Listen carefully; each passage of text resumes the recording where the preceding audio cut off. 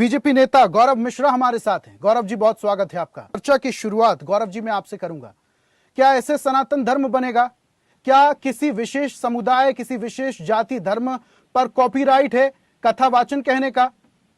इस तरीके के कृत्य सामने आते हैं। उत्तर प्रदेश में किसी धर्म विशेष को टारगेट करने की खबरें सामने आती हैं। कोई अपराध होता है और वो शख्स अगर किसी विशेष धर्म का है तो उसकी सजा उसके पूरे घर को मिलती है, बुलडोजर कार्रवाई होती है।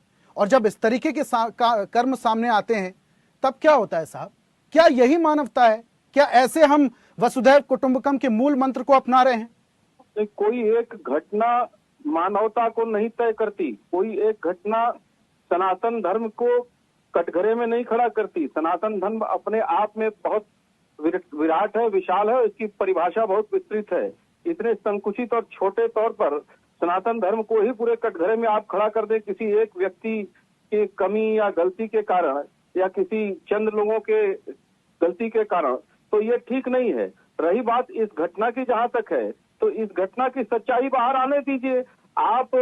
हम जज नहीं हो सकते या पुलिस भी जज अभी नहीं हो और क्या सकती। सच्चाई आना बाकी है गौरव जी? एक शख्स जो भागवत कथा करने के लिए पहुंचता है उसका मुंडन करा दिया जाता है, उस पर मूत्र डाला जाता है, मारपीट की जाती है, उसके साथ छीना झपटी होती है, और क्या सबूत चाहिए आपको? बिल्कुल किसी भी प्रकार की हिंसा की छूट हमारा कानून, हमारा समाज नहीं देता है, किसी के साथ नहीं देता है।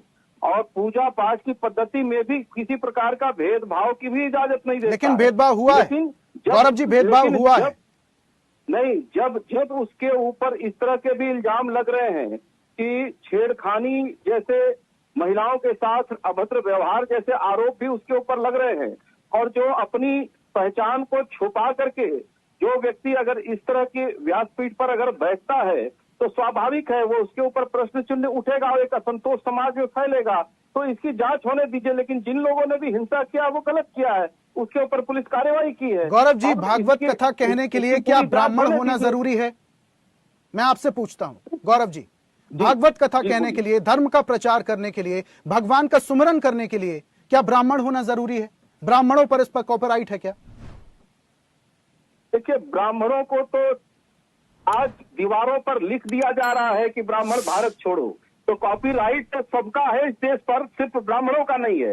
इस तरह का नैरेटिव खड़ा करना और इस तरह का परसेप्शन खड़ा करना ये उचित नहीं है। आप पूरे ब्राह्मण समाज को कैसे खड़ा कर सकते हैं इस तरह के परसेप्शन के साथ? जो शख्स था उनका ये कहना है कि गांव जो था वो ब्राह्मणों का था। ये जो कृत्य किया गया है ब्राह्मणों के गांव में किया गया है। मत काटिए आप। ये जिस तरीके से सिनेरियो क्रिएट किया गया है साहब, इस पे राजनीति नहीं होना चाहिए। ये बड़ा विषय है, ये मानवता का विषय है गौरव जी। जब ब्राह्मण का सर काट करके ब्राह्मण होने के नाते सिर कटी हुई उसकी लाश मिली और आरोप समाजवादी पार्टी के ऊपर पड़ा, तो उस समय मीडिया कहां खोया हुआ था? गौरव जी, अपराध में और कथा कहने में क्या अंतर आप नहीं समझ पा रहे हैं? गौरव जी, यहाँ पर ये शख्स कथा कर रहा था, आप उसको अपराध से जोड़ दे रहे हैं। अरे देखिए, आज कथा कई जाति के गुरु लोग कह रहे हैं, आचार्य कर रहे हैं और सहर्ष लोग स्वीकार कर रहे हैं और सुन भी रहे हैं।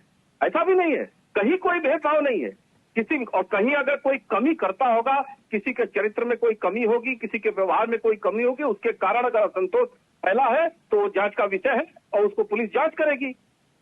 ठीक है, जांच पर आप बोल रहे हैं, चलिए।